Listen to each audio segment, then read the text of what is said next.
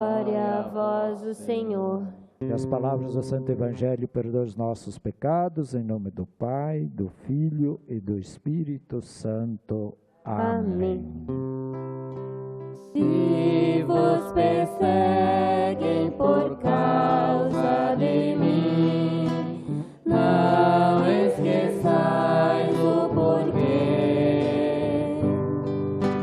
Não é o servo maior que o Senhor. Aleluia, aleluia.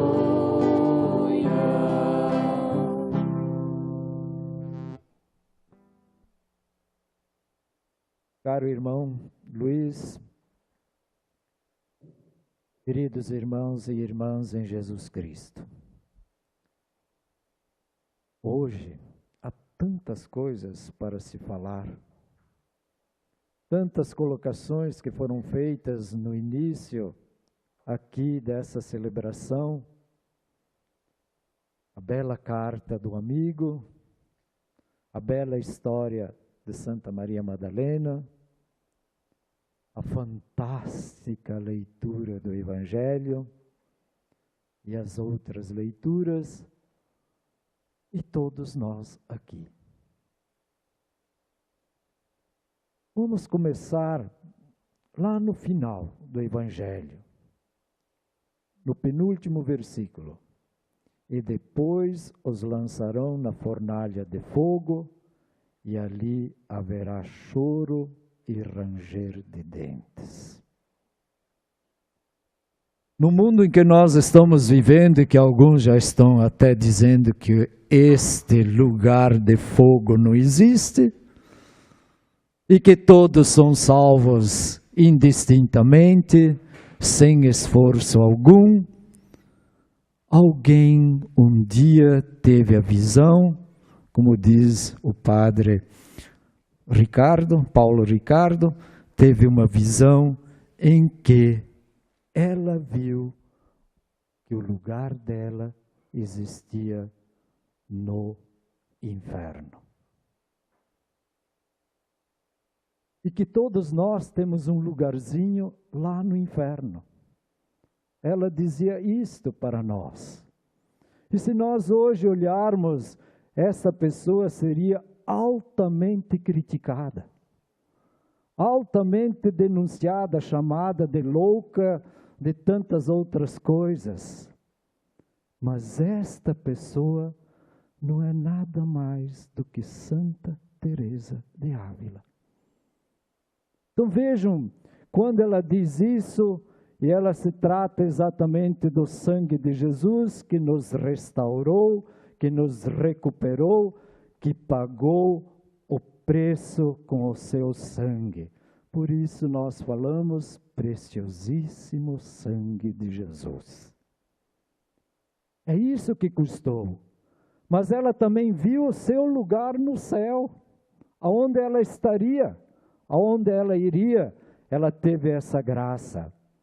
E nós olhando hoje as leituras, nós vamos ver que nós temos na primeira leitura uma grande sabedoria de Deus para nós. Não há além de ti outro Deus que cuide de todas as coisas e a quem devas mostrar que o teu julgamento não foi injusto. A tua força é o princípio da tua justiça. E o teu domínio sobre todos te faz para com todos indulgente.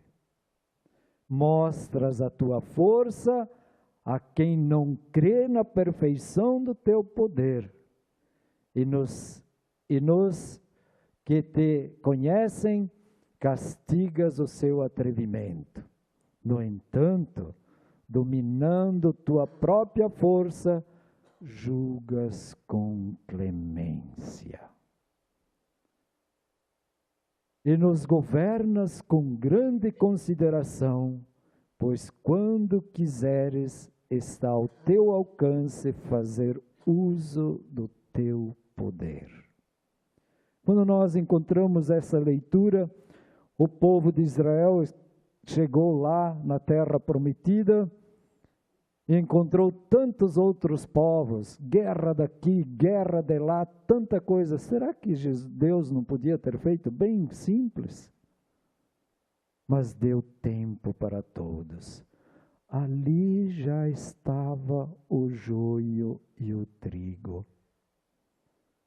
Ali já existia o joio e o trigo no meio daquele povo, como diz no Evangelho, de Jesus explicando, desde o início do mundo, nesse mundão todo, existe o joio e o trigo. E Deus está no meio de tudo isto, mas Ele é clemente e indulgente. Aí nós vamos ver a clemência de Deus e a indulgência de Deus, quando o trigo cresceu e as espigas começaram a se formar, apareceu também o joio, e os empregados já afoitos foram lá e disseram: Senhor, não semeastes boa semente no teu campo? De onde veio o joio? Foi algum inimigo que fez isso. E o que os empregados disseram? Queres que vamos arrancar o joio? E o que o dono disse? Não pode acontecer que, arrancando o joio, arranqueis também o trigo. Olha a paciência do Senhor. Olhem a paciência do Senhor. Ele dá tempo para todos, porque Ele é indulgente e clemente. Ele ama a todos indistintamente, mas quer que todos nós que fomos pagos pelo preciosíssimo sangue de Jesus, façamos a nossa parte. Nós também somos ora joio, ora trigo, e estamos nessa bamboleira toda, nessa caminhada nesse mundo. E nós precisamos cada vez mais procurarmos ser trigo, porque nós sim precisamos arrancar o joio que está no meio de nós, que está em nós, na nossa vida. Tudo isto nós precisamos jogar longe, para que então o reino de Deus cresça, para que o reino de Deus faça acontecer no mundo. E nós vemos ainda, assim procedendo, ensinaste ao teu povo que o justo deve ser humano. E os teus filhos deste a confortadora esperança de que concedes o perdão aos pecadores. Vejam como isto para nós é tão fundamental. É próprio, é nós vivermos e crermos e sabermos que o Senhor concede o perdão para todos nós, desde que nós o queiramos, desde que nós realmente queremos viver este reino de Deus no meio deste mundão todo, onde nós não podemos perder a paciência, onde nós precisamos ser clementes com as pessoas que estão ao nosso redor, onde nós precisamos ser indulgentes com essas pessoas, mas não fracos, e sim fortes, para que a justiça de Deus aconteça no meio de nós.